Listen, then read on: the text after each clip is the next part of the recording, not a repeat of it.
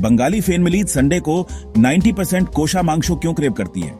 ये सब उस स्लो कुक्ड मैजिक की वजह से है। चलो इसे फ्लैश में बनाते हैं। सबसे पहले मस्टर्ड ओनियन को गरम करो जब तक उसमें से धुआं ना निकल जाए। साबुत मसाले डालो, प्याज डालो, गोल्डन होने तक भुनो। अदरक लहसुन का पेस्ट डालो, जूसी मटन का ढेर डालो, तेज आंच पर फ्राई करो।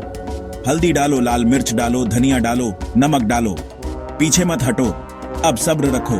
तेल अलग होने तक पकाओ। दही डालो, चलाते रहो। हरी मिर्च डालो, थोड़ा पानी डालकर खत्म करो। धीमी आंच पर तब तक पकाओ जब तक मटन पिघल न जाए। गर्मा गर्म चावल के साथ सर्व करो, पराठे के साथ सर्व करो।